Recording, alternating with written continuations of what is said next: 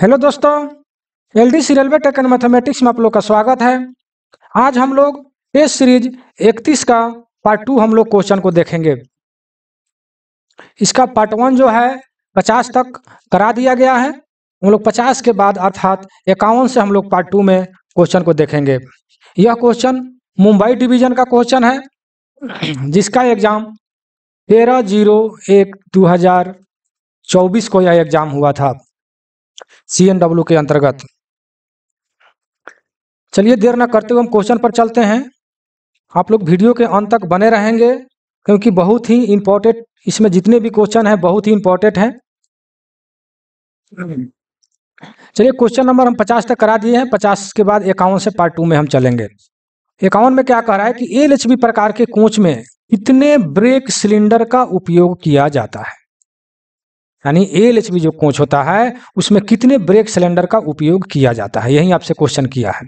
ठीक है, तो आप जान रहे हैं कि एक बोगी में जो है 2 एक्सल होता है। एक बोगी में 2 एक्सल होते हैं और प्रत्येक एक्सल पर 2-2 डिस्क लगे होते हैं। ठीक है, तो यहाँ पर देखिए, यहाँ पर आपके कोच से मतलब रिलेटेड है, यानी कोच में पूछा गया, बोगी में नहीं पूछा गया। लेकिन हम बोगी की बात बता रहे हैं कि एक बोगी में 2 एक्सल होते हैं और प्रत्येक एक्सल पर 2-2 डिस्क लगे होते हैं, अर्थात एक बोगी में 4 डिस्क लगे होते हैं और प्रत्येक डिस्क के लिए एक सिलेंडर का प्रयोग किया जाता है। तो एक बोगी में 4 डिस्क हैं तो आपका 4 सिलेंडर हो जाएगा। ठीक है, इस प्रकार यहाँ पर आपको कोच की बात किया है। तो एक और यहाँ पर अगर हम बोगी बना देते हैं तो यानी टोटल आपको इसमें भी 4 और इसमें 4, यानी कुल मिलाकर 8 सिलेंडर आपका हो जाएगा, जो आपके आंसर में डी नंबर में दिया हुआ है। डी नंबर में दिया हुआ 51 का डी आंसर हो जाएगा। ठीक है, नेक्स्ट क्वेश्चन पर चलते हैं। LHB कोच में किस प्रकार के CBC का प्रयोग किया जाता है। तो इसमें H टाइप CBC का प्रयोग किया जाता है। ठीक है, H टाइप CBC का प्रयोग किया जाता है। आप जान रहे हैं कि ICF में जो है आपको स्क्रू कपलिंग का प्रयोग किया जाता है। ठीक है, उसके बाद में डेमू मेमू जो है, डेमू मेमू इसमें जो है सेकू कपलर का प्रयोग किया जाता है। आप लोग मेरी आवाज़ को सुनकर लिखेंगे, मैं पूर्ण रूप से स्क्रीन पर नहीं लिख पाऊंगा क्योंकि स्क्रीन पर लिखने में थोड़ा दिक्कत होता है। ठीक है, तो ICF में स्क्रू कपलिंग का प्रयोग किया जाता है, डेमू मेमू में सेकू कपलर का प्रयोग किया जाता है, और जितने भी गुड्स ट्रेन हैं उसमें ई टाइप, जैसे इसमें था H टाइप CBC जो आप देख रहे हैं कि LHB में, उसी प्रकार ई टाइप CBC का प्रयोग किया जाता है। ठीक है, अब आता है एक वंदे भारत। ठीक है, तो वंदे भारत ट्रेन में जो है आपको सेमी परमानेंट कपलर का प्रयोग किया जाता है। सेमी परमानेंट कपलर का प्रयोग किया जाता है, जो कि इसी क्वेश्चन में नीचे दिया हुआ है। वहां जब हम जाएंगे तो आपको डिटेल रूप से बताएंगे। ठीक है, तो इसमें सेमी परमानेंट कपलर का प्रयोग किया जाता है। तो देखिए यहाँ पर जो है आपको LHB का तो आंख के सामने आपके क्वेश्चन में है, बाकी सब 4 यहाँ जो है मैंने लिख दिया है। इसको एक जगह आप लोग कॉपी में नोट कर लेंगे ताकि आप लोग को ढूंढने में कठिनाई ना हो। ठीक है, तो ये आपका हो गया कपलर। ठीक है, तो इसमें H टाइप हो गया। अब हम चलते हैं नेक्स्ट क्वेश्चन पर, यानी 53 नंबर में क्या कह रहा है कि BVZI में ट्रॉली लगी होती है। BVZI में कौन सा ट्रॉली लगा हुआ रहता है। ठीक है, तो इसमें जो है ICF का ट्रॉली लगा रहता है। ठीक है, ICF का कहीं कहीं ये भी लिख सकता है BMBC। ऊपर में क्वेश्चन में आया था इसी सेट में कि BVZI में कितने ब्रेक सिलेंडर होते हैं। ठीक है, तो कहने का तात्पर्य हमको यह है कि इसमें ICF का जो है 2 ट्रॉली लगा रहता है। ठीक है, 2 ट्रॉली लगा रहता है और ICF के ट्रॉली का ही नाम है BMBC, bogie mounted brake cylinder. ठीक है, तो इसमें जो है 2 सिलेंडर जो है एक बोगी में लगा रहता है। ठीक है, तो एक मतलब कि कोच में जो है आपको 4 सिलेंडर हो जाता है। ठीक है, लेकिन यहाँ पर क्या आपके क्वेश्चन में कहाँ है, यानी 53 नंबर में BVZI में कौन सा ट्रॉली लगा रहता है। तो जो ICF में जो ट्रॉली लगा रहता है वहीं आपको BVZI में भी ट्रॉली लगा रहता है। ठीक है, तो ये हो गया आपका सिलेंडर की संख्या भी आप जान गए। हम नेक्स्ट क्वेश्चन पर चलते हैं। देखिए ऐसा है कि इसका पार्ट 1 के 50 क्वेश्चन में बनाने में 1.5 घंटा समय लग गया है। ठीक है, तो मैं इतना ना मतलब कि एक एक करके बताते रहता हूं ताकि वीडियो बहुत लंबा हो जाता है। ठीक है, और सब सारे वीडियो देखिएगा और सब चैनल पर तो मतलब कि क्वेश्चन पढ़ते गए, आंसर पढ़ते गए, आगे भागते गए, ठीक है। लेकिन इतना ना हम डिटेल बताने लगते हैं ताकि 50 क्वेश्चन पढ़ाने में ही हमको 1.5 घंटा लगता है। कमेंट आने लगता है कि सर आप बहुत समय लेते हैं, लेकिन बहुत समय लेते हैं, ये बात सही है, लेकिन क्यों लेते हैं? जब आप लोग को बताते हैं उतना तब तो समय लगता है। क्वेश्चन आंसर पढ़ते जाए तो 10 मिनट में इसको पढ़ देंगे हम, ठीक है। तो चलिए हम उतना ही बताएंगे जितना जरूरी है, ठीक है।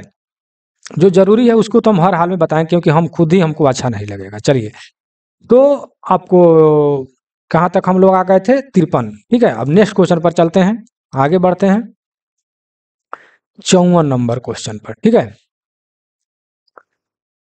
तो ये तो 53 में देखिए फिएट जो है आपको 53 नंबर में, ए में फिएट जो दिया है एलएचबी में प्रयोग होता है, कैशन ऑफ गुड्स में प्रयोग होता है, आईसीएफ जीबीवी जेडआई में होता है, ठीक है। चलिए 54 में क्या कर रहा है? निरंतर परीक्षण किया जाता है डैश के द्वारा, ठीक है। यानी निरंतरता परीक्षण किसके द्वारा किया जाता है? कह रहा है किया जाता है डैश के द्वारा। किसके द्वारा किया जाता है? द एलपी और टीएम अर्थात लोको पायलट और ट्रेन मैनेजर के द्वारा जो है निरंतरता परीक्षण किया जाता है। कब किया जाता है? जब लोको मान लेते हैं चेंज हुआ हो या कुछ ऐसा थी है, तो कहने का मतलब है कि लोको पायलट या ट्रेन मैनेजर उसको मतलब कि परीक्षण करते हैं। ट्रेन का जब लोको जो है चेंज होता है या ट्रैक को इधर उधर जो भी है, तो वो लोग चेंज अपना चेक करते हैं, ठीक है। चलिए नेक्स्ट क्वेश्चन 55 में क्या कर रहा है कि निम्नलिखित पहिया दोष नहीं है। देखिए यहाँ पर है नहीं है, ठीक है ना। तो देखिए यहाँ पर दिए स्कीडिंग, पतला फ्लैंज अर्थात थिन फ्लैंज, शार्प फ्लैंज और लेस दाया मतलब कम ब्यास। कहने का तात्पर्य है कि व्हील दाया में अगर कोई भी कमी बेसी होता है तो भी आपका यह व्हील दोष माना जाता है, ठीक है, जो आपको यहाँ पर दिया हुआ है। शार्प फ्लैंज उसे कहा जाता है जो देखते हैं उसकी फ्लैंज जो ऊपर कोरधार जो रहता है उसका फ्लैंज जो है पतला हो जाता है, तब जा करके भी मतलब नोकदार हो जाता है, तब उसको हम लोग शार्प फ्लैंज कहते हैं। पतला फ्लैंज जो है तो पतला फ्लैंज जब हो जाएगा तब भी उसको हम लोग पतला फ्लैंज, ये भी सब व्हील दोष है। लेकिन आपका ए नंबर में जो दिया है स्कीडिंग, स्कीडिंग का मतलब होता है अगर ठेठ भाषा में आपको हम बताएं तो घसीटना। कहने का मतलब यह है कि जब आपका ब्रेक वाइंडिंग हो जाता है, ब्रेक जब लग जाता है और उसमें फंस जाती है ब्रेक, मतलब कि उसको कहेंगे हम ब्रेक वाइंडिंग कहेंगे उसको, तो चक्का जो है घसीटने लगता है। चक्का जो है रन नहीं करता है, नाचेगा नहीं, वह घसीटने लगेगा, ठीक है। उसी को हम लोग स्कीडिंग कहते हैं, ठीक है ना। तो स्कीडिंग जो है एक व्हील दोष नहीं है, क्योंकि वह ब्रेक के द्वारा या स्कीडिंग की समस्या आता है। ब्रेक के लगने से या ब्रेक के वाइडिंग होने से, जाम हो जाने से ये सब जो है समस्या आता है, इसलिए यह एक व्हील दोष नहीं है, ठीक है ना। तो आपका ए नंबर जो है इसका आंसर हो जाएगा, ठीक है। व्हील फ्लैंज के बारे में भी बहुत सारे यहाँ पर क्वेश्चन उठते हैं। व्हील फ्लैंज का मोटाई कितना होता है? तो व्हील फ्लैंज का मोटाई जो है अलग अलग सब होते हैं, मतलब कि हाई स्पीड के लिए अलग होता है, जनरल के लिए अलग होता है। तो इस तरीका से आप लोग जा करके, हम इतना ही कहेंगे कि आप वीवीआई डायमेंशन वाला जो वीडियो या पीडीएफ है उसमें जाकर पढ़ेंगे, ठीक है। जैसे कि तत्काल में, जैसे कि हाई स्पीड के लिए 28.4 होता है, 26.5 जो है व्हील फ्लैंज की मोटाई जो है क्या बोलते हैं 26.5 मेल एक्सप्रेस के लिए होता है। तो इस टाइप से जाकर उसमें देखेंगे, पूरा मैंने डिटेल में बताया है, ठीक है। नहीं तो फिर ये भी वीडियो 1.5 घंटे के हो जाएंगे मैं प्रत्येक क्वेश्चन पर अगर पूरा करने लगे तो। चलिए, और ये तो हो गया स्कीडिंग। आज 56 नंबर क्वेश्चन, ठीक है। 56 में क्या करें कि निम्नलिखित बैगन को भाप सफाई के माध्यम से किया जाता है। देखिए इसी सेट में क्वेश्चन आया था कि कौन सा ऐसा बैगन है जो भाप सफाई के बाद वेल्डिंग किया जाता है, आया था इसी सेट में। तो वहां पर बीटीपीएन मारा गया था, यानी टैंक बैगन मारा गया था, ठीक है। तो यहाँ पर जो है बीटीपीएन बैगन जो है ये टैंक बैगन है। इसको पहले भाप से सफाई किया जाता है, उसके बाद उसको वेल्डिंग का कार्य जो भी है अंदर में किया जाता है। जो इसी सेट में ऊपर जो है फर्स्ट पार्ट में जो मैंने पढ़ाया, कल वीडियो जो बना तो उसमें मैंने बताया था। तो यह हो जाएगा बीटीपीएन, ठीक है। क्वेश्चन आया था कि बीटीपीएन आज नहीं था, यह था कि टैंक बैगन को वेल्डिंग कब किया जाता है। तो उसको भाप सफाई के, भाप से उसको सफाई किया जाता है, उसके बाद उसको वेल्डिंग किया जाता है, ठीक है। तो आपका आंसर हो गया 57 नंबर क्वेश्चन। 57 में क्या कह रहा है कि टैंक वैगन के वाल्व उपलब्ध होते हैं, ठीक है। तो देखिए टैंक वैगन में वाल्व उपलब्ध है, कौन कौन से मतलब टैंक वैगन में वाल्व उपलब्ध होते हैं, ही आपसे क्वेश्चन कर रहा है। तो ऑडको वाल्व नहीं, टैंक वैगन में वाल्व भाई कौन कौन कौन से वाल्व उपलब्ध होते हैं, ठीक है। तो और मास्टर वाल्व दोनों जो है इसमें मतलब उपलब्ध होते हैं टैंक वैगन में, ठीक है। अब देखिए यहाँ पर ऑडको वाल्व जो है इसको बीडी वाल्व के नाम से भी हम लोग जानते हैं, ठीक है। बीडी वाल्व का यहाँ पर मैं लिख देता हूँ बीडी वाल्व, ठीक है। बीडी वाल्व का फुल फॉर्म हो जाता है बॉटम डिस्चार्ज वाल्व, ठीक है, बॉटम डिस्चार्ज वाल्व, यानी ऑडको वाल्व का नाम बीडी वाल्व भी है, यानी बॉटम डिस्चार्ज वाल्व के नाम से भी हम लोग जानते हैं। तो टैंक वैगन में जो है यह दोनों वाल्व उपलब्ध होते हैं, ठीक है। चलिए नेक्स्ट क्वेश्चन पर, निम्नलिखित वैगन को गार्ड ब्रेक वैन के रूप में जाना जाता है, ठीक है। तो कहने का मतलब देखिए BVZI, BVZC, BVCM ये सब के सब जो है गार्ड वैन ही है, ठीक है, यह गार्ड वैन ही है, ठीक है। तो इसमें कोई बड़ी बात नहीं है। चलिए हम नेक्स्ट क्वेश्चन पर चलते हैं।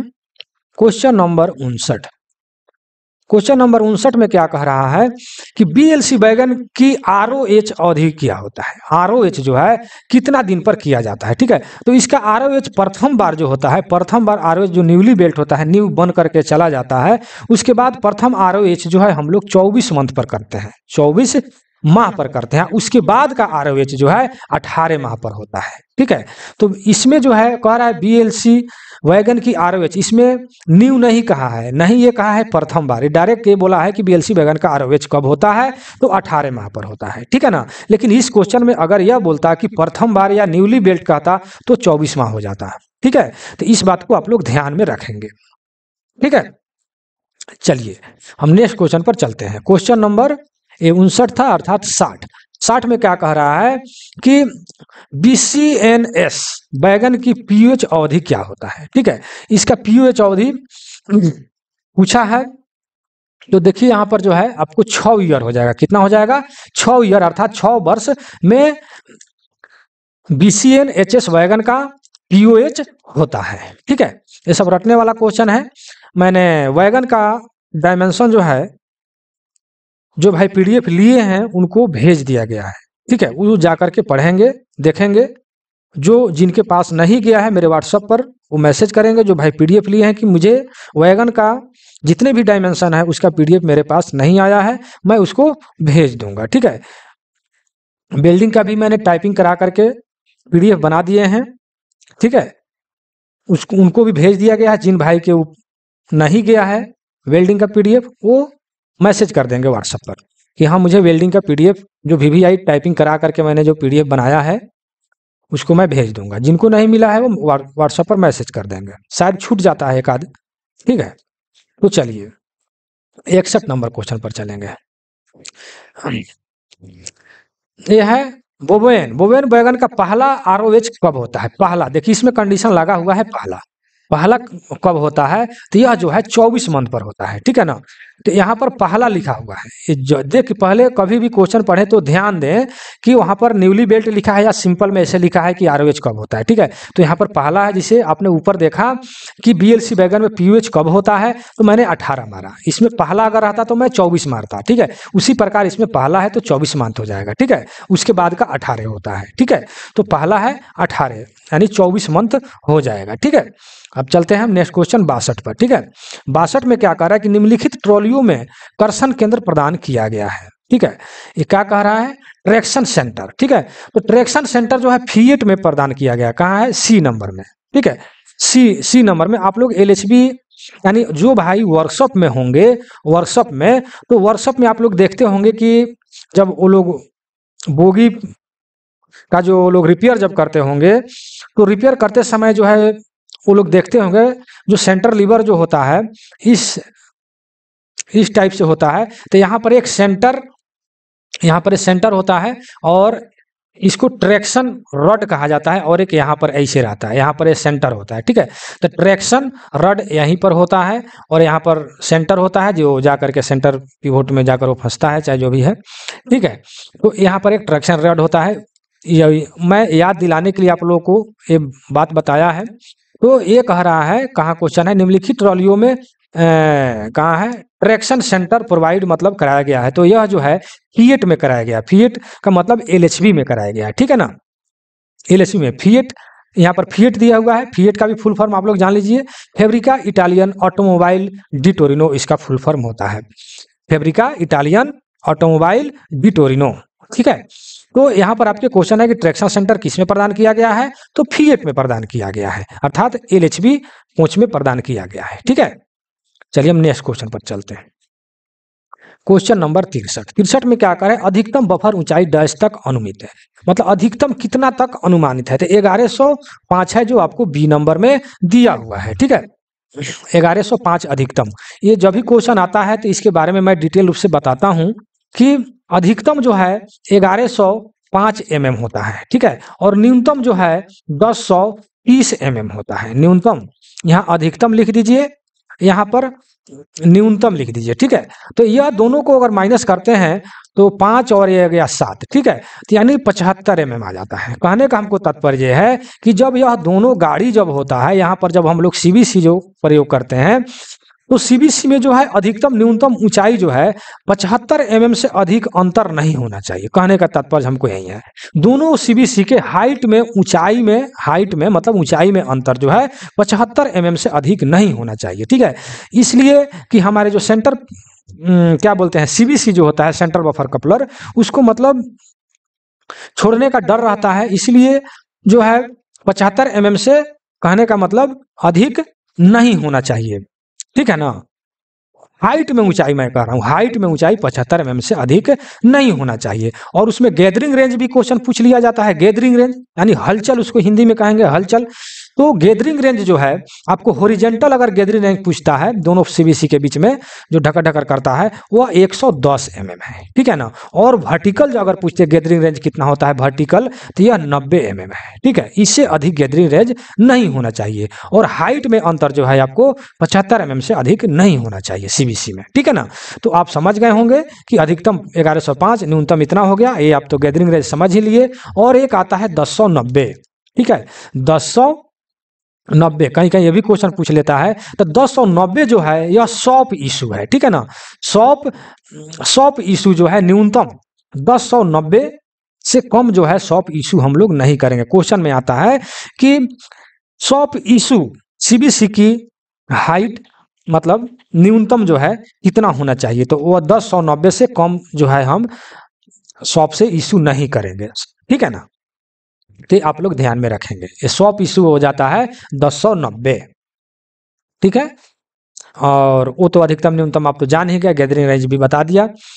अब चलिए क्वेश्चन नंबर 64 में क्या करें कि 1 जनवरी 2024 को शुरू हुई एक नई वंदे भारत एक्सप्रेस स्टेशन के बीच चली थी। तो 1 जनवरी 2024 को कहां से कहां तक चली थी। ठीक है, यह क्वेश्चन आपसे किया है। तो छत्रपति शिवाजी टर्मिनल से जलना के बीच चला था। ठीक है, जलना, तो यह है मुंबई से जलना। ठीक है, तो आपका यह बी नंबर आंसर हो जाएगा। ठीक है, 64 का बी नंबर आंसर हो जाएगा, यानी छत्रपति शिवाजी टर्मिनल से आपको जलना के बीच चली थी। और कितना दूरी यह चली थी, तो 434 किलोमीटर की यह दूरी के तय किया था या करता है। कहने का मतलब 434 किलोमीटर की यह दूरी है जो मुंबई से जालना के बीच यानी छत्रपति शिवाजी टर्मिनल से जालना के बीच चली थी। ठीक है, चलिए नेक्स्ट क्वेश्चन पर चलते हैं। क्वेश्चन नंबर 65 में क्या कह रहा है कि सीएसएमटी से कितने वंदे भारत ट्रेन शुरू की गई है। ठीक है, कितने वंदे भारत ट्रेन शुरू की गई है। ठीक है, तो आंसर जहां से यह क्वेश्चन आया है वहां भी आपको 4 चेक कराया गया है। ठीक है, यह क्वेश्चन जिस भाई को यह एग्जाम हुआ है मुंबई डिवीजन में, उन्होंने क्वेश्चन और जहां से यह क्वेश्चन जहां एग्जाम हुआ वहीं से फिर क्वेश्चन का आंसर भी जारी किया गया था, तो वहां पर 4 ही चेक कराया गया है। ठीक है, 65 का। ठीक है, तो 4 ही होगा। विशेष जानकारी के लिए आप लोग इसको गूगल पर सर्च करके आप लोग देख सकते हैं। ठीक है, कहीं कहीं आपको 5 भी दिखने को मिलता है। ठीक है, लेकिन 4 चेक कराया गया है बोर्ड के द्वारा, 4 ही हम मानकर चलेंगे। ठीक है, तो इसका आंसर 4 हो जाएगा। ठीक है, विशेष जानकारी के आप लोग गूगल पर सर्च करके देख सकते हैं, आप लोग खुद ही होशियार है। ठीक है, चलिए 66 नंबर में क्या कह रहा है। 66 में new wheel diameter of Vande Bharat express, new wheel पूछ रहा है, न्यू। तो न्यू जो है आपको कितना हो जाता है 952 mm, ठीक है 952, और कंडमिंग साइज जो है आपको 877 mm हो जाता है, ठीक है। ये हो गया आपको कंडमिंग साइज, ठीक है। और न्यू व्हील दाया जो है वंदे भारत का आपको 952 mm होता है, ठीक है। इसको कॉपी में आप लोग नोट कर लेंगे, ठीक है। हम चलते हैं नेक्स्ट क्वेश्चन पर, क्वेश्चन नंबर 67। 67 में क्या कह रहा है कि there is no need of banker engine in Ghat express for the flowing express train, ठीक है। फिर से इसको पढ़िए, there is no need of banker engine in Ghat section for the flowing express train, अर्थात यह क्वेश्चन कह रहा है हिंदी में कि निम्नलिखित एक्सप्रेस ट्रेन के लिए घाट एक्सप्रेस में बैंकर इंजन का कोई जरूरत नहीं है। कहने का मतलब है कि किसमें जो है जरूरत नहीं है, ठीक है। तो बैंकर ट्रेन जो होता है इंजन जो है बैंकर इंजन का, उसमें किसमें जरूरत नहीं है, ठीक है। तो ये है आपको वंदे भारत, इसमें जो है बैंकर इंजन का जरूरत जो है नहीं है, समझे कि नहीं। क्योंकि बैंकर इंजन जो है उससे कहा जाता है कि जो आपको क्या बोलते हैं, जिसे देखिए यहाँ पर लिखा है कि डेक्कन ओडिसी, महाराजा स्पेशल, ये दोनों में जो है बैंकर इंजन का प्रयोग किया गया है। बैंकर इंजन का मतलब होता है जो ट्रेन जो होता है, ट्रेन उसके पीछे से एक और इंजन सपोर्ट के लिए जो लगाए जाते हैं उसी को हम लोग बैंकर इंजन कहते हैं, ठीक है ना। तो आपको डेक्कन ओडिसी और महाराजा स्पेशल ये सब में जो है पीछे से एक सपोर्ट के लिए एक इंजन जो है लगाया गया है, लेकिन वंदे भारत ट्रेन में जो है पीछे से सपोर्ट करने के लिए ऐसा कोई इंजन नहीं लगाया गया है, ठीक है।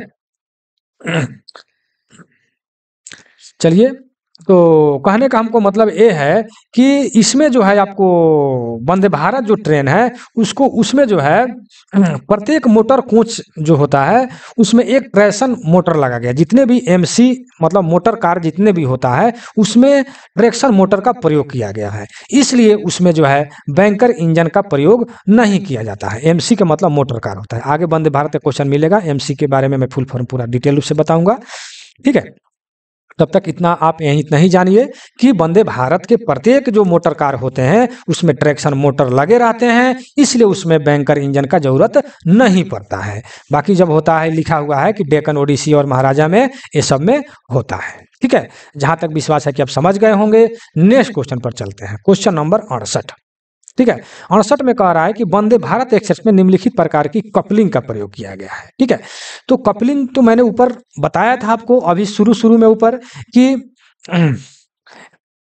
एलएचबी में एच टाइप सीबीसी का प्रयोग किया गया है, और गुड्स में जो है ई टाइप सीबीसी का प्रयोग किया गया है। आईसीएफ में आपको स्क्रू कपलिंग का प्रयोग किया गया है, और डेमू और मेमू में सेकू कपलर का प्रयोग किया गया है, ठीक है। लेकिन यहाँ पर आगे आपको वंदे भारत ट्रेन में कौन से प्रकार का कपलिंग का प्रयोग किया गया है, तो सेमी परमानेंट कपलर का प्रयोग किया गया है, अर्थात हिंदी में उसको अर्ध अस्थायी कपलर भी कह सकते हैं, ठीक है। तो सेमी परमानेंट के जगह पर आपको यह बताने वाला हूं कि सेमी परमानेंट का जगह पर कहीं डेलेनर कंपनी भी लिख देता है, ठीक है। तो इसलिए आपको सावधान हम कर देना चाहते हैं कि सेमी परमानेंट कपलर को डेलेनर कंपनी ने बनाया था, डेलेनर, ठीक है, डेलेनर कंपनी ने बनाया था। इसलिए सेमी परमानेंट का जगह पर, चलिए इसको हम मिटा देते हैं, आप लोग नोट कर लीजिएगा। सेमी परमानेंट का जगह पर जो है आपको लिखता है क्या, डेलेनर वी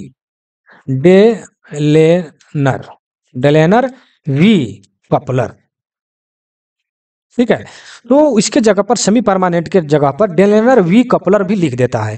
तो हमको कहने का मतलब है कि सेमी परमानेंट कपलर का मतलब कि डेलेनर कंपनी ने बनाया था, इसलिए सेमी परमानेंट कपलर को डेलेनर वी के नाम से भी हम जानते हैं, ठीक है। इस तरह आप लोग लिख लेंगे। कॉपी कलम हम तो बार बार बोलते हैं कि जब भी मेरा वीडियो देखें तो कॉपी कलम ले करके पढ़ें या वीडियो देखें तो बहुत ही अच्छा रहेगा, क्योंकि जितने भी क्वेश्चन हैं उसको आप लोग नोट करते रहेंगे तो अच्छा रहेगा। तो ये हो गया आपका कपलर के बारे में। हम नेक्स्ट क्वेश्चन पर चलते हैं, क्वेश्चन नंबर 69। करा डैश में डिस्क ब्रेक दिया गया, देखिए डिस्क ब्रेक पूछ रहा है कि यह डिस्क ब्रेक किस में दिया गया है, तो यह एलएचबी में दिया गया है। ठीक है, किस में दिया गया है, एलएचबी में दिया गया है। ठीक है, तो हम आपको यह बता दें कि डिस्क ब्रेक के बारे में, तो क्या बोलते हैं, आपको जो है यहाँ पर जो है जानबे करते हैं कि यहाँ पर आपको डिस्क होता है।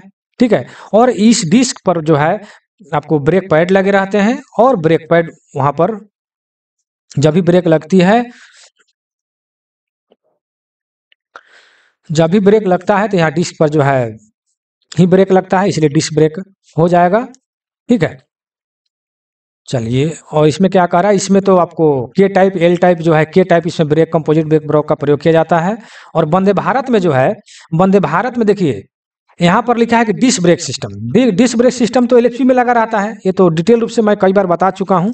ठीक है, लेकिन यहाँ पर जो है वंदे भारत, तो वंदे भारत में जो व्हील माउंटेड हो जाएगा। ठीक है ना, व्हील पर यह डिस्क ब्रेक जो है लगा रहता है, व्हील माउंटेड, यानी व्हील जो होता है उसी के अंदर में जो है मतलब डिस्क लगा होता है और उसी पर जो है ब्रेक लगते हैं। ठीक है, तो अगर आ जाए एलएचबी में कौन सा ब्रेक लगा रहता है, axle mounted disc brake system. ठीक है, लेकिन वंदे भारत में अगर आता है तो आप कहेंगे wheel mounted disc brake system उसमें लगा हुआ है। ठीक है, चलिए नेक्स्ट क्वेश्चन पर चलते हैं। क्वेश्चन नंबर 70 कह रहा है कि पुनर्योजी ब्रेक डैश एयर ब्रेक के साथ सुसज्जित है। ठीक है, तो इसमें देख लीजिए यहाँ पर लिखा है वंदे भारत में। ठीक है, तो इसमें जो वंदे भारत में जो है पुनर्योजी ब्रेक एयर ब्रेक सिस्टम के साथ सुसज्जित है। ठीक है ना, वंदे भारत में इसका आंसर हो जाएगा। नेक्स्ट क्वेश्चन, वंदे भारत की एक बुनियादी इकाई में कोच उपलब्ध होते हैं। ठीक है, उसमें कौन सा मतलब कि कोच उपलब्ध होते हैं, 71 नंबर क्वेश्चन में यह दिया गया है। तो इसमें इसको थोड़ा सा ऊपर बढ़ा लेते हैं तो आपको लिखने समझने में सुविधा होगा। चलिए, तो इसमें आंसर हो जाएगा 4 लगे होते हैं। ठीक है, वंदे भारत जो है, वंदे भारत में 2 तरह के बेसिक यूनिट होते हैं। आपके क्वेश्चन में है कि वंदे भारत की एक क्या कह रहा है कि 1 बेसिक यूनिट। ठीक है, वंदे भारत के एक बेसिक यूनिट में जो है कितने कोच होते हैं, तो 4 होते हैं। तो बेसिक यूनिट जो है वंदे भारत 2 तरह के बेसिक यूनिट होता है। कौन कौन सा होता है, तो एक में आप लिख सकते हैं end basic, end basic, end basic unit. ठीक है, यूनिट इंड बेसिक यूनिट, और 2 नंबर में लिख सकते हैं कि मिडिल बेसिक यूनिट। ठीक है, मिडिल बेसिक यूनिट। ठीक है, तो अब इसको इस तरह भी आप समझने के लिए आपको हम बता रहे हैं कि 4 कैसे होता है। तो इंड वाला में अगर हम देखते हैं तो सबसे पहले लगा रहता है डीटीसी, DTC यानी ड्राइविंग टेलर कार, इसका फुल फॉर्म भी साथ साथ लिखते रहिएगा तो अच्छा रहेगा। ठीक है, तो DTC यानी ड्राइविंग टेलर कार। ठीक है, उसके बाद में लगा रहता है MC, MC का मतलब मोटर कार। ठीक है, जिसमें मोटर लगे होते हैं, इसी में ट्रैक्शन मोटर लगा रहता है। ठीक है, और उसके बाद में आ जाता है TC, क्या आता है, TC मतलब कि टेलर कार। ठीक है, और उसके बाद में आ जाता है फिर MC, फिर क्या आ जाता है, MC। ठीक है, उसके बाद में आ जाता है MC। कहने का मतलब है कि ड्राइविंग टेलर कार, फिर मोटर कार, फिर टेलर कार, फिर मोटर कार। ठीक है, उसी प्रकार मिडिल में भी होता है, प्रथम में होता है, नीचे लिखता हूं, इधर समय जगह नहीं बच पा रहा है। मिडिल में भी, यहाँ पर एरो दे दीजिए, मिडिल में भी प्रथम में होता है NDTC यानी non driving trailer car, NDTC non driving trailer car. ठीक है, नॉन ड्राइविंग टेलर कार, इसका फुल फॉर्म है, लिख लीजिएगा। उसके बाद में होता है MC, MC मतलब कि मोटर कार। ठीक है, उसके बाद में होता है TC यानी टेलर कार, फिर उसके बाद में होता है MC मतलब कि मोटर कार। तो देखिए, 2 जो बेसिक यूनिट जो होते हैं वंदे भारत का, इंड बेसिक यूनिट और मिडिल बेसिक यूनिट, वो दोनों में अगर देखा जाए तो 4, 1 2 3 4, यहाँ भी 1 2 3 4 यानी 4 ही होते हैं। ठीक है, तो आपके क्वेश्चन में यही किया हुआ है कि वंदे भारत की एक बुनियादी यानी बेसिक यूनिट में कितने कोच उपलब्ध होते हैं, तो एक यूनिट में आपको 4 कोच होते हैं। ठीक है, चाहे वो इंड बेसिक यूनिट हो या मिडिल बेसिक यूनिट हो। ठीक है, दोनों में 4 4 ही होते हैं, ठीक है, इसलिए आपका 4 आंसर हो जाएगा। इसको आप लोग जरूर याद कर लीजिएगा, ठीक है, मिडिल और इंड बेसिक यूनिट का जो कौन कौन से कार होते हैं और उसको फुल फॉर्म के साथ में, ठीक है। डीटीसी का फुल फॉर्म होता है ड्राइविंग टेलर कार, एमसी का फुल फॉर्म हो जाता है मोटर कार, और टीसी का मतलब होता है टेलर कार, और एनडीटीसी नॉन ड्राइविंग टेलर कार इसका फुल फॉर्म होता है। आप लोग लिख लेंगे, अगर नहीं समझे हो तो वीडियो को फिर से बैक करके आप लोग देख लेंगे, ठीक है। अब 72 नंबर क्वेश्चन में क्या कह रहा है, देखिए, वेतन भुगतान अधिनियम लागू होता है जहां न्यूनतम डैश कर्मचारी है, ठीक है। वेतन भुगतान कहां लागू होता है, जहां पर, तो ये जो है आपको 20 या 20 से अधिक, 20 या 20 से अधिक अगर कर्मचारी है तो वहां पर वेतन भुगतान जो है लागू होता है, ठीक है ना। कहने का तात्पर्य हमको यह है कि इसके लिए आप लोग HOER या रेलवे एक्ट 1948 वाला जो PDF जा करके पढ़ेंगे, आप उसमें सारे के सारे नियम आपको मिल जाएंगे, ठीक है। नेक्स्ट क्वेश्चन कह रहा है कि एक गोपनीय सहायक निम्नलिखित श्रेणी का होता है। जो गोपनीय जो होता है, गुप्त में जो सहायक जो होते हैं, वह जो है किस श्रेणी का होता है, तो यह जो है देखिए एक्सक्लूडेड यानी वर्जित, एक्सक्लूडेड जो है श्रेणी के होता है, ठीक है ना। तो ये जो है हम आप लोग को PDF निकाल करके दिखाएं, फिर तो उसका टाइम बहुत ज़्यादा लग जाते हैं, ठीक है ना, इसलिए आप लोग हम बता देते हैं आपको। HOER या वर्क स्टडी जो है मैंने आप लोग को PDF दिया है, चलिए मैं इस क्वेश्चन में बता ही देता हूं। चलिए, एक लिखा है कि इसमें, इसलिए कि इसमें क्वेश्चन में बहुत लोग कंफ्यूज होंगे। 74 नंबर में एक सतत श्रेणी, सतत माने लगातार होता है, एक सतत श्रेणी के कर्मचारी को इससे अधिक समय तक तैनात नहीं किया जा सकता। देखिए मैं लगातार 3-4 क्वेश्चन पढ़ देता हूं तो PDF निकालता हूं आप लोग के सामने, ठीक है, वहीं पर आपका सबका आंसर डिटेल मिल जाएगा, आप लोग समझ भी जाएंगे कि हमको क्या पढ़ना है। 75 में लिखा है कि एक गहन श्रेणी, देखिए यहाँ पर गहन है, क्वेश्चन में अंतर देखिएगा, प्रथम वाला में सतत है, दूसरा वाला में गहन है, ठीक है ना। तो गहन श्रेणी के कर्मचारियों को 1 सप्ताह में जो है घंटों के लिए तैनात किया जाता है। कितना घंटों के लिए, तो चलिए मैं इसके लिए जो है आप लोग को मैं PDF पर ले चलता हूं, आप लोग को हम याद दिला दें।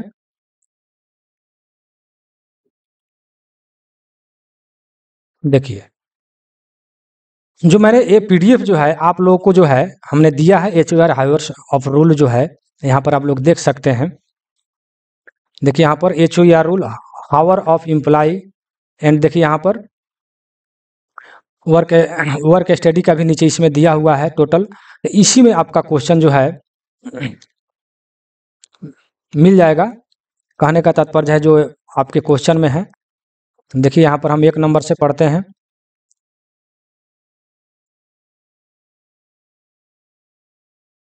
देखिए कह रहा है कि रोजगार नियम के घंटे के अनुसार कर्मचारी को कितने श्रेणियों में बांटा गया है, ठीक है, तो 4 श्रेणी में बांटा गया, नीचे आपके क्वेश्चन में है।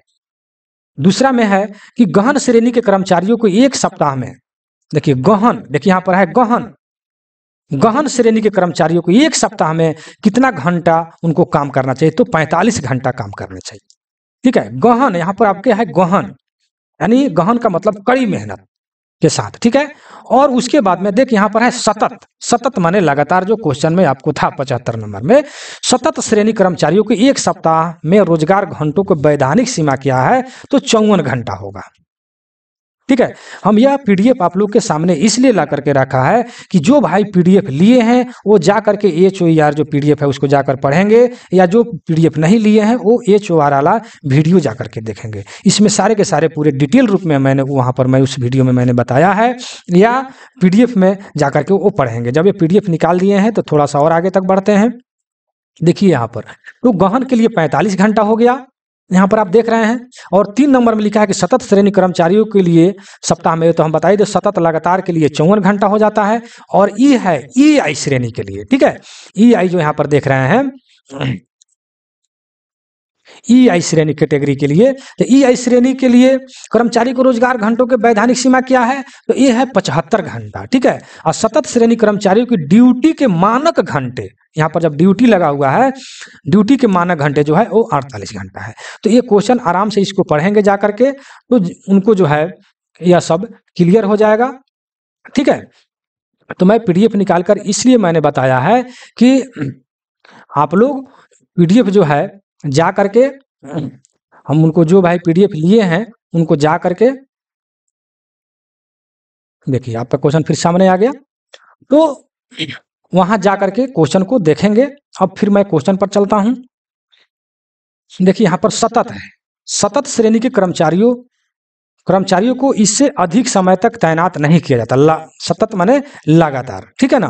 तो लगातार जो है 54 घंटा हो जाएगा, ठीक है। लेकिन जब गहन आ जाएगा, कड़ी मेहनत के साथ अगर लगातार सप्ताह में अगर काम कर रहे हैं तो आपको 45 घंटा होगा, ठीक है। तो कितना हो जाएगा, 45 घंटा हो जाएगा। तो जाकर के HOER वाला पूरा PDF को पढ़ेंगे। जिन भाई को PDF मिल गया उनको PDF भेज दिया गया है, ठीक है। चलिए, इसलिए मैंने PDF आप लोग के सामने रखा है कि ताकि आप लोग देख ले और याद हो जाए, ताकि आप जाकर PDF पढ़ लें। चलिए 76 नंबर में क्या कह रहा है कि एक रेलवे स्कूल कर्मचारी को किस श्रेणी का है। रेलवे स्कूल के जो कर्मचारी है वह किस श्रेणी के हैं, तो वो है एक्सक्लूडेड माने वर्जित, ठीक है। एक्सक्लूडेड श्रेणी के वो रेल स्कूल के जो कर्मचारी है एक्सक्लूडेड श्रेणी के हैं, ठीक है। ये सब रटने वाला है, आप रट लेंगे, ठीक है। चलिए, लग रहा है कि HOER के अनुसार रेलवे कर्मचारियों को कितने श्रेणियों में बांटा गया है। तो अभी हमने पढ़ा ऊपर, जो मैंने PDF निकाल कर आपको दिखाया था, अगर नहीं देखें तो वीडियो बैक करके देख लें, ठीक है। तो वह 4 श्रेणियों में बांटा गया है, ठीक है। कौन कौन से 4 श्रेणी है उस PDF में जाकर के देखेंगे, टोटल आपको मिल जाएगा, ठीक है।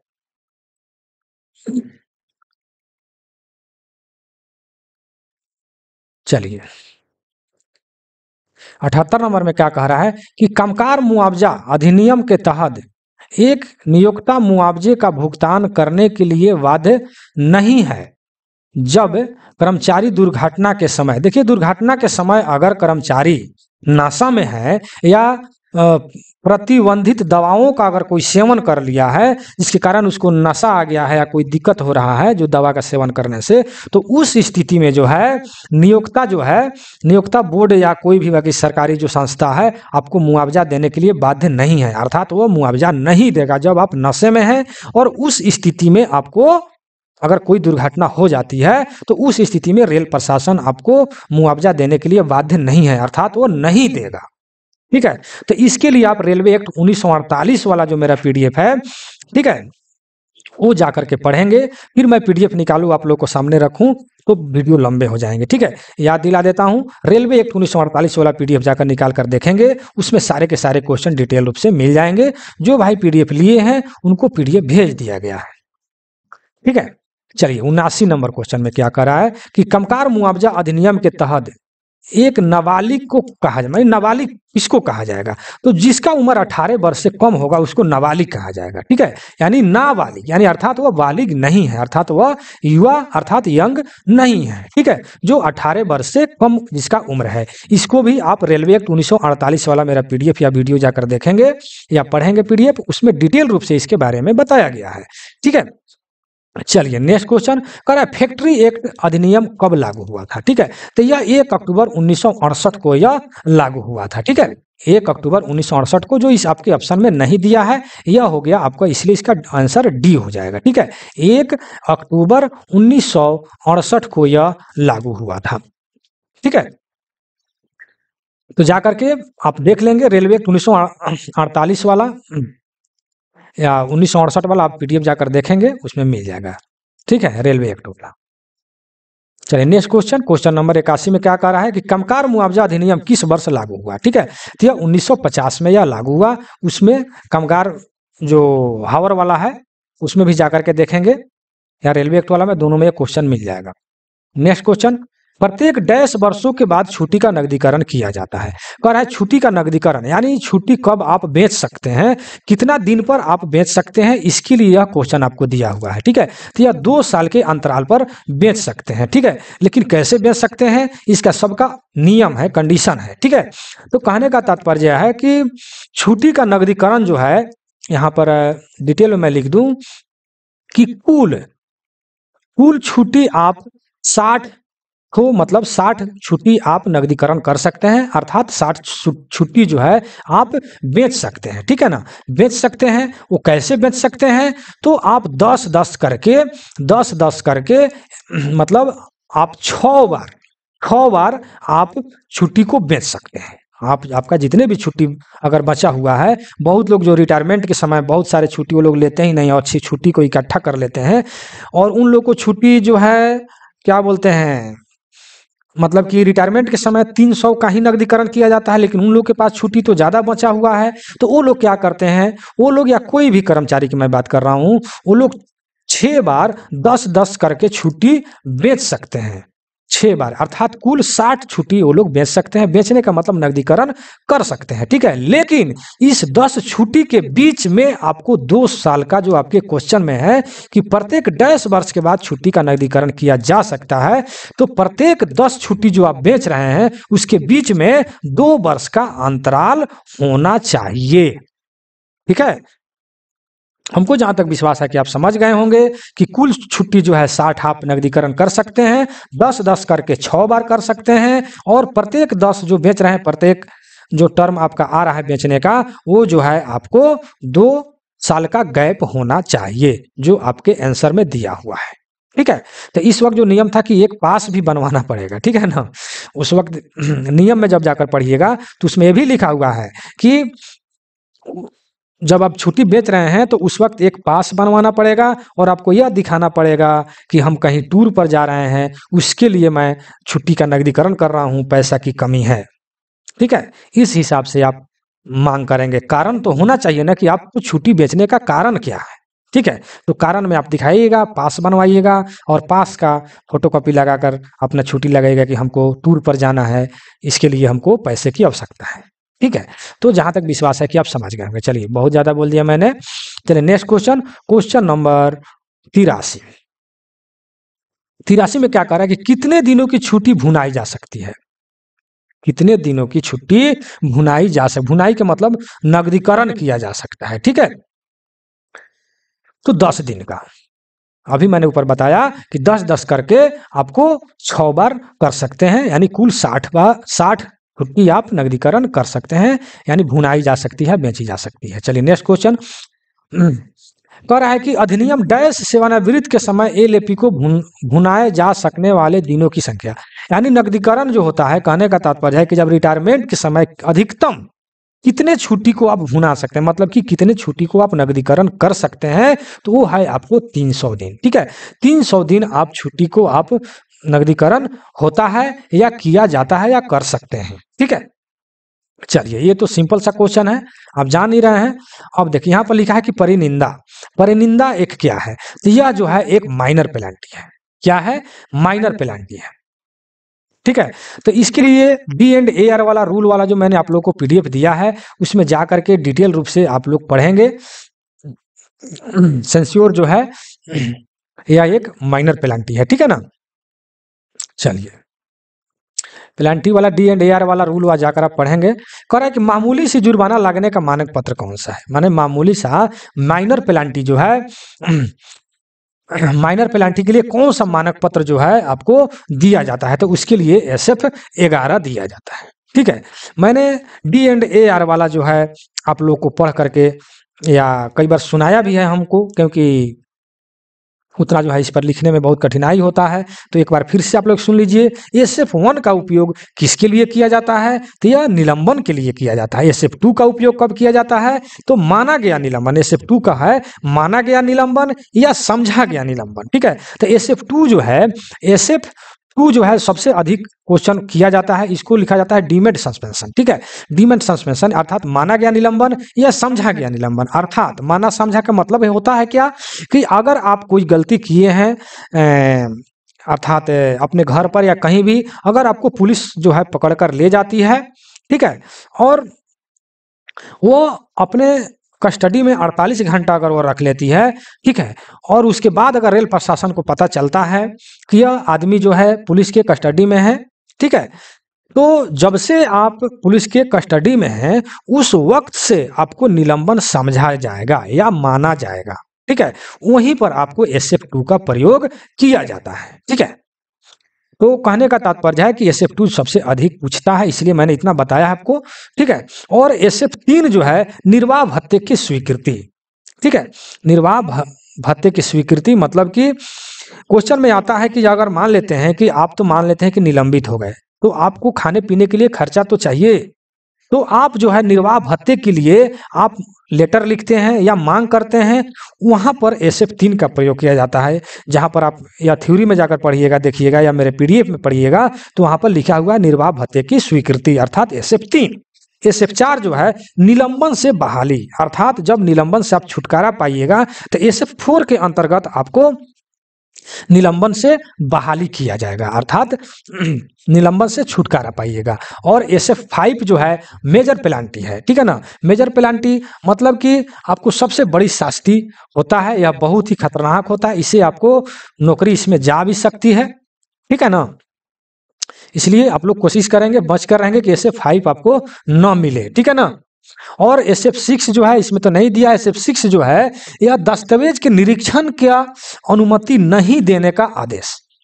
SF6 में जो है दस्तावेजों को निरीक्षण की अनुमति नहीं देने का आदेश है, ठीक है ना। 7 में जो है आप देख रहे हैं यहाँ पर 1 में ए नंबर ऑप्शन में, तो 7 में है कि जांच अधिकारी की नियुक्ति, ये भी बहुत ज्यादा पूछा जाता है, ठीक है। जांच अधिकारी की नियुक्ति जब होगा तो किस SF का प्रयोग होगा, SF का मतलब स्टैंडर्ड फर्म, ठीक है ना। तो SF7 का प्रयोग किया जाएगा। SF8 का प्रयोग कब किया जाएगा, तो प्रस्तुति अधिकारी की नियुक्ति। 7 में क्या हुआ था, जांच अधिकारी की नियुक्ति। 8 में क्या है, प्रस्तुति अधिकारी की नियुक्ति, ठीक है ना। और 10 में जो है संयुक्त कार्यवाही का आदेश, 10 के ए में है संयुक्त कार्यवाही के जांच अधिकारी की नियुक्ति, ठीक है ना। और SF10 के बी में है कि संयुक्त कार्यवाही में प्रस्तुति अधिकारी की नियुक्ति, ठीक है। मैं कितना बताऊंगा, बहुत सारा चीज है, जाकर के आप लोग पढ़िएगा। D&AR वाला मेरा PDF उसमें डिटेल रूप से दिया गया है। ऊपर भी मैंने बताया फैक्ट्री एक्ट 1948 या D&AR 1968, ये सब जाकर के पढ़ेंगे। देखिए इसमें से कितना सारे क्वेश्चन आए हैं, ठीक है ना, ऊपर जितना भी क्वेश्चन आगे गया है। चलिए, तो ये तो आपको हो गया SF वाला, ठीक है। अब आ गया 87, क्वेश्चन नंबर 87 कह रहा है मातृत्व अवकाश किस अवधि के लिए स्वीकृत किए जाते हैं, ठीक है। तो किस अवधि के लिए यहाँ पर क्या दिया गया है, मातृत्व अवकाश अवधि किस लिए, अवधि के लिए यहाँ पर डैश है, ठीक है ना।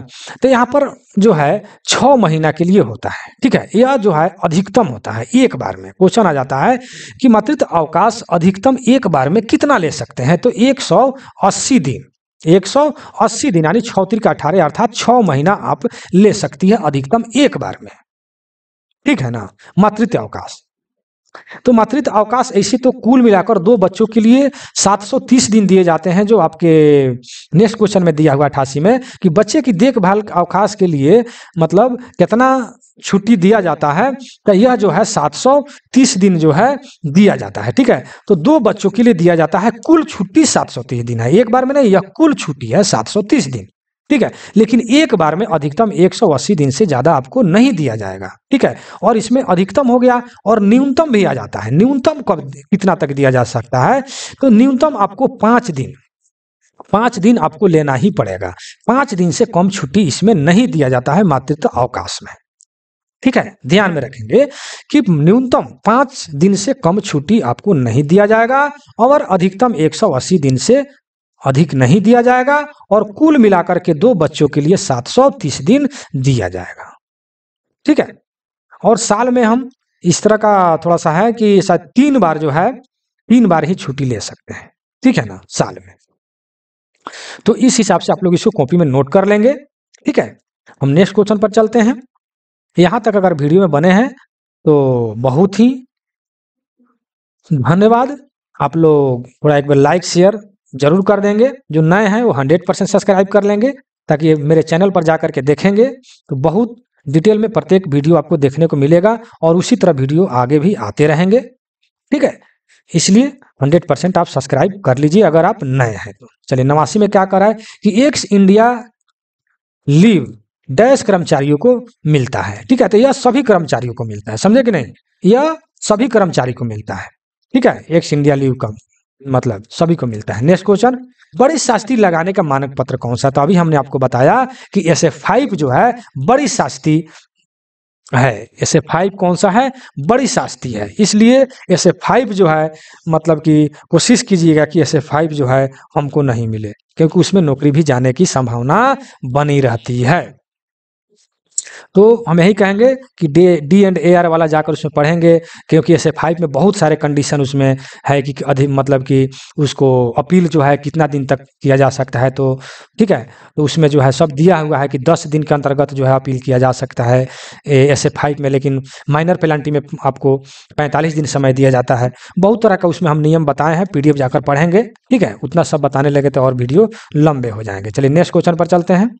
ये बड़ी शास्ति वाला हो गया। 91 में क्या कह रहा है कि ब्लास्ट ट्रेन के लिए BPC की वैधता कितना होता है, ठीक है। इसमें BPC का फुल फॉर्म हो जाता है brake power certificate, brake power certificate, ठीक है। तो इसके लिए आपको 30 दिन जो है BPC की वैधता होती है, अर्थात C नंबर इसका आंसर हो जाएगा, ठीक है। चलिए नेक्स्ट क्वेश्चन पर चलते हैं। इसके पार्ट 1 जो है 1.5 घंटा समय लग गया था। बहुत सारे कमेंट आने लगे कि सर बहुत ज़्यादा समय लगाते हैं, ठीक है ना। फिर भी मैं जितना जरूरी है मैं जरूर बता रहा हूँ आप लोग मेरे समझ से। चलिए 92 में क्या करें, कंटेनर लॉकिंग के लिए BLC वैगन में कितने डैश फिट किया गया है? तो इसमें जो है ATL automatic twist lock, ATL का फुल फॉर्म हो जाता है ऑटोमेटिक ट्विस्ट लॉक, ठीक है ना। उसमें ATL लगा हुआ है, ठीक है ना। और यहाँ पर BLC वैगन में डैश वैगन की 1 इकाई प्रदान किया गया है, ठीक है। तो यहाँ पर ATL जो है आपको 8 की संख्या में लगाया गया है, ठीक है। ऑटोमेटिक ट्विस्ट लॉक क्वेश्चन आता है, आया भी है नीचे, वहीं मैं नीचे देख रहा था, शायद दूर है अभी, ठीक है ना। तो BLC वैगन में जो है ATL जो है ऑटोमेटिक ट्विस्ट लॉक 8 की संख्या में लगाया गया है। ऑटोमेटिक ट्विस्ट लॉक, ऑटोमेटिक का मतलब है कि ऑटोमेटिक वह लॉक हो जाता है, जब कंटेनर ऊपर से रखा जाता है ऑटोमेटिक वह लॉक हो जाता है, ठीक है ना। 4 इस साइड और 4 उस साइड, अर्थात एक कार में आपको 8 लॉक लगे रहते हैं, ठीक है ना। चलिए 93 में क्या कह रहा है कि BLC वैगन के रेक में डैश वैगन की इकाई प्रदान की गई है। देखिए कल भी एक मेरे कर्मचारी भाई मैसेज किए थे, उनको व्हाट्सएप पर मैंने पूरा डिटेल रूप से लिख करके भेजे हैं, ठीक है। जो भाई PDF ले लेते हैं उनको तो PDF उस वक्त जितना PDF 80-90 की संख्या में तो जाता ही है, मॉडल सेट भी जाता है। जब वह PDF लेते हैं उस वक्त जितने भी टेस्ट हो चुके हैं उस सारे के सारे मॉडल सेट भी उसी के साथ जाता है। फिर उसके बाद में अगर आगे भी टाइपिंग होता है कोई भी PDF नया या VVI क्वेश्चन का, वो भी PDF उसके बाद में जो भाई PDF लेते हैं उनको जाते रहता है, ठीक है ना। और भी सुविधा हम देते हैं कि अगर कहीं भी आप पढ़ रहे हैं या कोई क्वेश्चन समझ में नहीं आया तो आप व्हाट्सएप पर मैसेज करके समझ सकते हैं, उनको डिटेल रूप से फिर मैं उसका आंसर मैं देता हूँ, ठीक है। तो एक भाई यही मैसेज किए थे कल कि BLC वैगन के एक रेक में कितने इकाई प्रदान किए गए। एक क्या कह रहा है यहाँ पर, एक रेक की बात किया गया,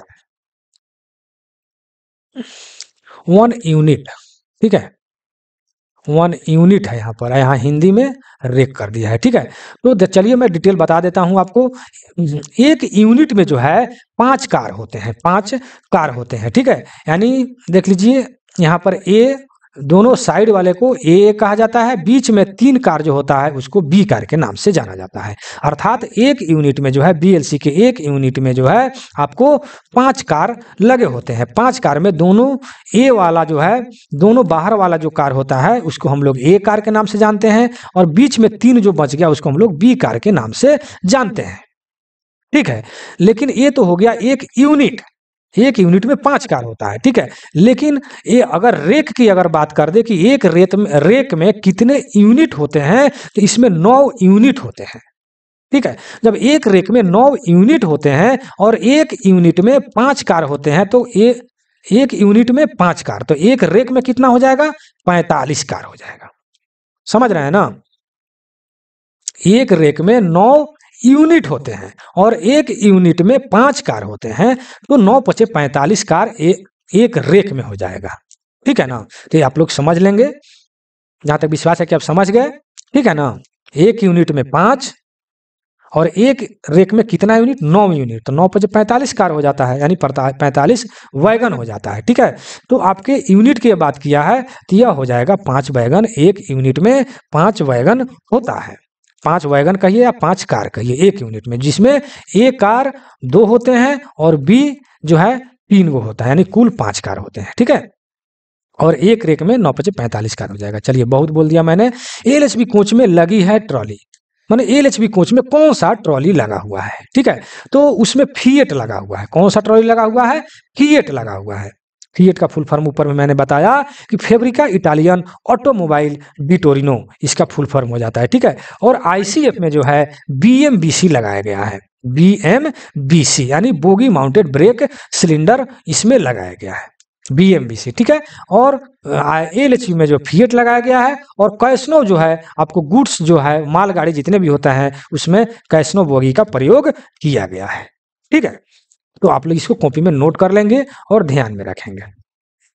चलिए 95 में क्या है कि प्रति मीटर क्रॉस लेवल में भिन्नता की दर को क्या कहते हैं, तो इसको हम ट्विस्ट कहते हैं। बहुत इंपॉर्टेंट क्वेश्चन है यह क्वेश्चन जो है बहुत ही इंपॉर्टेंट है। यह क्वेश्चन बार बार यह रिपीट होता है। ठीक है ना, इसको हम लोग ट्विस्ट कहते हैं। प्रति मीटर क्रॉस लेवल के भिन्नता के दर को हम लोग ट्विस्ट कहते हैं। ठीक है ना, आप लोग ट्विस्ट ड्रिल भी आप लोग देखे होंगे, तो क्रॉस जो है क्रॉस लेवल में भिन्नता होता है उसमें ट्विस्ट। ठीक है, वह जो है ट्विस्ट ड्रिल भी आप लोग देखे होंगे। ठीक है ना, तो यहाँ पर यही क्वेश्चन है कि प्रति मीटर क्रॉस लेवल के भिन्नता के दर को हम लोग ट्विस्ट कहते हैं। वहां पर क्रॉस में भिन्नता जरूर दिखाई देता है। ठीक है, नेक्स्ट क्वेश्चन, बीएलसी वैगन में डैश स्वचालित ट्विस्ट लॉक होते हैं। देखिए तो 8 जो है यहाँ पर मैंने अभी ऊपर बताया कि 8 ट्विस्ट लॉक एटीएल लगा रहता है उसमें, ऑटोमेटिक ट्विस्ट लॉक। चलिए नेक्स्ट क्वेश्चन, यूआईसी बोगी में किस प्रकार के बेयरिंग का पर, देखिए यह क्वेश्चन जो है विवादित क्वेश्चन था। मैंने कल जब फर्स्ट पार्ट बना रहा था तो उस वक्त मैंने जो देखिए यह जहां से क्वेश्चन आया है, और मुंबई बोर्ड से, मुंबई बोर्ड नहीं, मुंबई में जहां पर ये एग्जाम हुआ है और कल होकर के वहां से जो आंसर जारी किया गया था, तो मैंने इसी क्वेश्चन का इसी संडे को टेस्ट मैंने ले लिया उसी तरह सेम टू सेम, जिसमें बहुत सारे क्वेश्चन गलत थे, क्वेश्चन नहीं आंसर गलत थे। तो फर्स्ट पार्ट में मैंने पूरा बता दिया है फर्स्ट में कि कौन कौन से आंसर गलत है, जिसमें एक क्वेश्चन ए भी है 97। ठीक है, तो ईवाईसी बोगी में किस प्रकार के बेयरिंग का प्रयोग किया जाता है, यहाँ आप लोग देख लीजिए कि सीटीआरबी जो है आपको एलएचबी में प्रयोग किया जाता है। ठीक है ना, और स्फेरिकल रोलर बेयरिंग जो है आईसीएफ में प्रयोग किए जाते हैं। ठीक है, और बेलनाकार सिलिंड्रिकल जो है यूआईसी में प्रयोग किए जाते हैं। ठीक है, यूआईसी बोगी एक दूसरा बोगी है जो पुराने मतलब कि किस्म का यह बोगी है जो पुराने चलता था, अब ये नहीं चलता है। ठीक है ना, एक जो है कैसनो वाला जो होता है, कैसनो जो मालगाड़ी में जो प्रयोग किए जाते हैं उसमें भी सीटीआरबी का प्रयोग किया जाता है, जो कि दूसरे टाइप का है, लेकिन यह यूआईसी है। ठीक है, यूआईसी, तो इसमें जो है सिलिंड्रिकल का प्रयोग होता है, बेलनाकार प्रयोग होता है। ठीक है ना, तो इसमें आंसर हो जाएगा बेलनाकार। ठीक है, यह हो जाएगा एलएचबी, ये हो गया आपको spherical roller bearing, double row spherical roller bearing. ठीक है, तो यह जो हो गया आपको आईसीएफ में हो गया, और ये जो हो गया यूआईसी में हो गया सिलिंड्रिकल। ठीक है, चलिए नेक्स्ट क्वेश्चन पर चलते हैं। क्वेश्चन नंबर 98 भी क्वेश्चन है जो विवादित है। ठीक है, क्षतिपूर्ति रिंग की मानक मोटाई के भी बहुत इंपॉर्टेंट क्वेश्चन है, बहुत सारा सेट में भी आपको मिला है। ठीक है ना, तो यह इसमें कोई डाउट नहीं है, यह 6 mm होता है कंप्रेशन रिंग की मोटाई। ठीक है ना, कंप्रेसिंग रिंग की मोटाई जो है आपको 6 mm होता है। ठीक है, तो आप लोग ध्यान में रखेंगे, यह बहुत इंपॉर्टेंट क्वेश्चन है, कई सेट में मिला भी है, और यह क्वेश्चन वहां पर गलत चेक कराया गया है। ठीक है, तो यह जो है 6 mm 100% होगा, यह सही आंसर है। चलिए 99 में चलते हैं। निलंबित कर्मचारियों को निलंबन के दौरान अधिकतम, देखिए यहाँ पर क्वेश्चन में है अधिकतम ठीक है, इसमें भी बहुत लोग कंफ्यूज है। अधिकतम डैश प्रतिशत जीवन निर्वाह भत्ता दिया जाता है। ठीक है, D&AR वाला मेरा PDF है, D&AR वाला आप लोग PDF जाकर पढ़ेंगे, उसमें टोटल मिल जाएगा। लेकिन तत्काल मैं बता दे रहा हूं, आपको अधिकतम है तो अधिकतम आपको 75% हो जाएगा। ठीक है, यह 50 जो है नॉर्मली है, नॉर्मली तो 50% तो मिलता ही है, और नॉर्मली मतलब कि सामान्य है। ठीक है, और यह जो है 25 जो है न्यूनतम है, न्यूनतम 25, नॉर्मली 50 और अधिकतम 75। ठीक है ना, तो आपके क्वेश्चन में अधिकतम है। ठीक है, निलंबित कर्मचारी को निलंबन के दौरान अधिकतम क्वेश्चन किया है कि अधिकतम कितना प्रतिशत निर्वाह भत्ता दिया जाता है, तो अधिकतम 75% हो जाएगा। नॉर्मली मतलब सामान्य रूप से तो उनको 50% दिया जाता है, और ज़्यादा अगर गलती किए हैं, आपको ज़्यादा मतलब कि ऐसे 5 में है तो आपको वहाँ पर ढेर काट लिया जाएगा। ठीक है ना, तो वहाँ पर न्यूनतम आपको 25% निर्वाह भत्ता दिया जाएगा। तो इसके बारे में डिटेल जानने के लिए आप D&AR वाला PDF जाकर पढ़ेंगे या वीडियो देखेंगे। ठीक है, चलते हैं हम नेक्स्ट क्वेश्चन पर। कह रहा है PL संख्या में अंक, यानी PL नंबर जो है कितने अंक का होता है, तो यह 8 डिजिट का होता है। ठीक है, मैंने स्टोर से अभी PDF मैंने टाइपिंग करवा करके जो भाई PDF लिए हैं उनको सारे के आदमी पर PDF हो स्टोर का भेज दिया गया है। जिस भाई को अगर स्टोर का PDF नहीं मिला है, जो भाई PDF लिए हैं वो मैसेज कर देंगे, उनको स्टोर का PDF उन पर चला जाएगा। बिल्डिंग का PDF नहीं गया है वो भी भाई मैसेज कर देंगे, उनको चला जाएगा। ठीक है, और बाकी HOR रेलवे एक्ट 1948 जो भी है सब के सब मतलब भेज दिया गया है। चलिए, तो इसमें जो है हम स्टोर वाला जो PDF बना है VVI, मात्र 60 से 70 क्वेश्चन। ऐसे तो PDF जब भी गया है तो उन लोग को PDF तो गया ही है, लेकिन आप लोग का प्रस्ताव था कि कुछ एकदम 50 से 60 क्वेश्चन अधिकतम आप गेस क्वेश्चन दीजिए, जिससे ज़्यादा आने की संभावना रहता है या वही क्वेश्चन आता है। तो उसमें केवल मैंने 60 क्वेश्चन ही मैंने PDF मैंने बनाया है, जो एकदम VVI टू द पॉइंट, जो वही क्वेश्चन आते हैं। ठीक है ना, तो उसमें मैंने भी डिटेल रूप से पढ़ाया है, आप जाकर के देखेंगे, वीडियो भी देख लेंगे आप।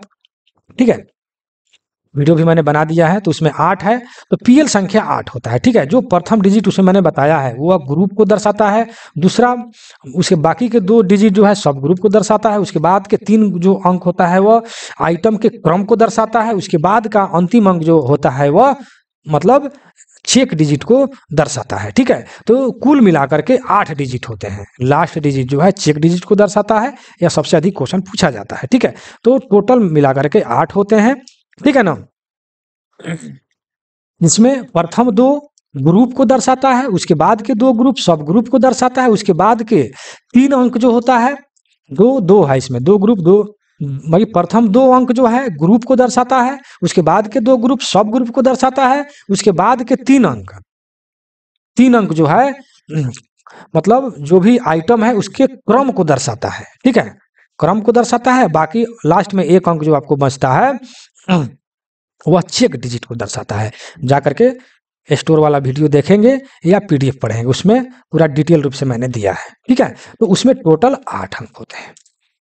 ठीक है, हम नेक्स्ट क्वेश्चन पर चलते हैं। देखिए, आपका क्वेश्चन अब टेक्निकल समाप्त होता है, यहाँ से राजभाषा चालू होता है। ठीक है, देखिए 101 में क्या कह रहा है कि हिंदी राजभाषा को राजभाषा के तौर पर कब स्वीकार किया गया। हिंदी भाषा को राजभाषा के तौर पर कब स्वीकार किया गया, तो 14 सितंबर 1949 को। ठीक है, इसी दिन से 14 सितंबर को हम लोग राजभाषा दिवस के रूप में मनाते हैं। ठीक है, 14 सितंबर को राजभाषा के दिवस में जो सबसे अधिक क्वेश्चन पूछा जाता है। ठीक है, तो यह कब स्वीकार किया गया, 14 सितंबर 1949 को। ठीक है, चलिए हम नेक्स्ट क्वेश्चन पर चलते हैं। कह रहा है कि किस राज्य में राजभाषा अधिनियम 1963 लागू नहीं होता है, यह है तमिलनाडु। ठीक है, तमिलनाडु में जो है राजभाषा अधिनियम 1963 लागू नहीं होता है। ठीक है, यहाँ पर है आपको नहीं होता है। बहुत इंपॉर्टेंट क्वेश्चन है, यह पूछा जाता है बार बार, इसको कॉपी में 100% आप लोग नोट कर लेंगे। नेक्स्ट क्वेश्चन पर चलते हैं, क्वेश्चन नंबर 3 में क्या कह रहा है 103 में कि स्टेशनों के नाम के बोर्ड पर सबसे ऊपर किस भाषा में स्टेशन के नाम लिखा रहना चाहिए। ठीक है, तो लिखा रहना चाहिए या लिखा जाता है। ठीक है, तो कहने का मतलब है कि क्षेत्रीय होगा। ठीक है, जहां पर वह स्टेशन है, जिस स्टेट में है, वहां पर जहां पर वह स्टेशन है उसका, उस क्षेत्र का कौन सा भाषा है, पहले उसको लिखा जाना चाहिए, फिर उसके बाद में हिंदी लिखा जाना चाहिए, फिर उसके बाद में अंग्रेजी लिखा जाना चाहिए। अर्थात 3 भाषा में लिखा जाना चाहिए, भला लिखा हो या नहीं हो, लेकिन नियम यही कहता है। ठीक है, क्षेत्रीय भाषा, तब हिंदी, तब इंग्लिश। ठीक है, तो प्रथम क्षेत्रीय भाषा होना चाहिए या होता है, यानी बी नंबर आंसर सही है। 4 में देखिए कह रहा है कि मैथिली शरण गुप्त पुरस्कार इनमें से किस कार्य के लिए दिया जाता है? यह काव्य के लिए दिया जाता है। किसके लिए दिया जाता है? काव्य के लिए दिया जाता है। ठीक है, चलिए हम नेक्स्ट क्वेश्चन पर चलते हैं। क्वेश्चन नंबर 5 में क्या करें? गुजरात राज्य राजभाषा अधिनियम 1976 के अनुसार किस क्षेत्र में आता है? गुजरात। ठीक है, तो इसमें जो है हमने जब भी यह सब क्वेश्चन सामने आता है तो मैं बार बार बताता हूं, इसलिए कि आप लोगों को रटा जाए। ठीक है, इसलिए मैं जब भी क्वेश्चन इस टाइप से आता है तो मैं बता ही देता हूं लगभग प्रत्येक सेट में कि इसको याद करने। देखिए ठेठ भाषा में अगर इस तरह सीधा सीधी में अगर आपको नहीं याद है कौन क्षेत्र किस में है, तो आप ठेठ भाषा में इतना जान लीजिए कि जितने भी स्टेट में शुद्ध हिंदी बोला जाता है उसको ए रीजन में रखा गया, अर्थात ए क्षेत्र में, अर्थात क क्षेत्र में रखा गया है। जिस स्टेट का भाषा जो है हिंदी से मिला जुला उसको बी क्षेत्र में रखा गया है, और जिस स्टेट की भाषा हिंदी से बिल्कुल अलग है उसको सी क्षेत्र में रखा गया है। ठीक है, अगर आपको याद नहीं है, इतना दिमाग में अगर बात आपको है तो खुद अपना से भी लगभग 80% क्वेश्चन का आंसर मार सकते हैं कि जिस क्षेत्र का शुद्ध हिंदी है वो ए क्षेत्र में, हिंदी से मिला जुला है अगर वहां का भाषा है तो बी क्षेत्र में, और हिंदी से बिल्कुल अलग है तो उसको सी क्षेत्र में रखा जाएगा। ठीक है, और नहीं तो आप इतना याद कर लें कि पंगु, दमन, महा, चंडी, दादर, नगर को खा चंडी। ठीक है, तो यहां पर देखिए प से पंजाब, गु से गुजरात, दमन, दमन माने दमन दीव, महा माने महाराष्ट्र, चंडी माने चंडीगढ़, दादर और नगर हवेली, को खा चंडी, चंडी माने चंडीगढ़, खा मतलब ख क्षेत्र में। अगर आपको ख क्षेत्र वाला याद रहता है तो ए वाला ऑटोमेटिक छट जाएगा और सी वाला भी ऑटोमेटिक छट जाएगा। क्यों छट जाएगा? कि सी क्षेत्र में वैसे स्टेट आते हैं जो हिंदी से बिल्कुल अलग हो, जैसे दक्षिण भारत के जितने भी राज्य हैं, केरल, कर्नाटक, तमिलनाडु, इधर पूर्व में भी थोड़ा सा आ जाइए, असम, अरुणाचल प्रदेश, जितने भी है वह सब सी क्षेत्र में आते हैं क्योंकि वो हिंदी से अलग अलग है। बंगाल है, देख बंगाला भाषा वो जो है सब अलग भाषा है। ठीक है ना, हिंदी से अलग है, वो सब सी क्षेत्र में आते हैं, और ये क्षेत्र में वहीं आएंगे जो बिल्कुल शुद्ध हिंदी जहां पर बोला जाता है, और ख क्षेत्र जो है बी से मतलब हिंदी से मिला जुला रहता है, जैसे पंजाब, गुजरात, दमन दीव, महाराष्ट्र, चंडीगढ़, दादर और नगर हवेली, ये सब जो है ख क्षेत्र में आते हैं। तो ये अगर याद रहता है आपको पंगु, दमन, महा, चंडी, दादर, नगर को खा चंडी, तो ये जो है आपको बी क्षेत्र वाला ऑटोमेटिक छट जाता है और ए और सी वाला भी छट जाता है, आपको याद हो जाएगा। ठीक है, तो आपको कहा है कि गुजरात किस क्षेत्र में आता है, तो पंगु, दमन, महा, चंडी, दादर, नगर को खा चंडी अर्थात ख क्षेत्र में आते हैं। समझ गए ना, तो यह ख क्षेत्र में आते हैं। नेक्स्ट क्वेश्चन, महाराष्ट्र राज्य में जनता द्वारा उपयोग किए जाने वाले स्टेशन के नाम बोर्ड किन भाषाओं में लिखा गया है? ठीक है, कह रहा है कि महाराष्ट्र में जो है कौन से मतलब की भाषा में स्टेशन पर नाम बोर्ड लिखा गया है, तो हमने ऊपर अभी बताया कि पहले क्षेत्रीय होना चाहिए, फिर उसके बाद में हिंदी होना चाहिए, फिर उसके बाद में अंग्रेजी होना चाहिए। ठीक है, तो यहाँ पर आप डी में देख सकते हैं कि मराठी, हिंदी और अंग्रेजी, क्योंकि महाराष्ट्र का क्षेत्रीय भाषा क्या है? मराठी है, तो क्षेत्रीय भाषा हिंदी तब अंग्रेजी होना चाहिए। ठीक है, जहां तक विश्वास है कि आप समझ गए होंगे। अब 7 में क्या करा है कि हिंदी में प्राप्त पत्र का उत्तर किस रूप में दिया जाना चाहिए? तो अगर हिंदी में अगर आप पत्र लिखे हैं या पत्र प्राप्त किए हैं तो उसका उत्तर जो है हिंदी में ही दिया जाना चाहिए। ठीक है, हिंदी में ही दिया जाना चाहिए। अगर हिंदी में कोई पत्र, मान लेते हैं कि दक्षिण भारत या कहीं भी अगर वहाँ पर केवल अंग्रेजी ही चलता है, लेकिन अगर कोई हिंदी में पत्र अगर लिखा है तो नियम के अनुसार उसको हिंदी में ही उत्तर देना चाहिए। भला वो दे या ना दे वो बाद की बात है, लेकिन नियम के अनुसार उसको हिंदी में ही देना है, अगर हिंदी में लेटर आपके पास आया है तो। क्योंकि इससे सूचित होता है कि जो लेटर या लिखा है वह हिंदी भाषी और हिंदी को समझता है, इसलिए हिंदी में लेटर आया है तो उसका उत्तर हिंदी में ही दिया जाना चाहिए। भला आपके ऊपर है दे ना दे वो अलग बात है। चलिए 8 नंबर, क्षेत्र ए के अंतर्गत आने वाला राज्य कौन सा है? तो अभी हमने बताया पंगु दमन महाचंडी दादर नगर कोखा चंडी, यह ख क्षेत्र में आने वाला है, इसको सारा के सारा छांट दीजिए। अब बाकी जो है ए क्षेत्र में है और सी क्षेत्र तो बिल्कुल अलग वाला है। तो देखिए बिहार, दिल्ली, झारखंड जो है ये सारे के सारे ए क्षेत्र में आने वाले हैं, इसलिए इसका आंसर डी हो जाएगा।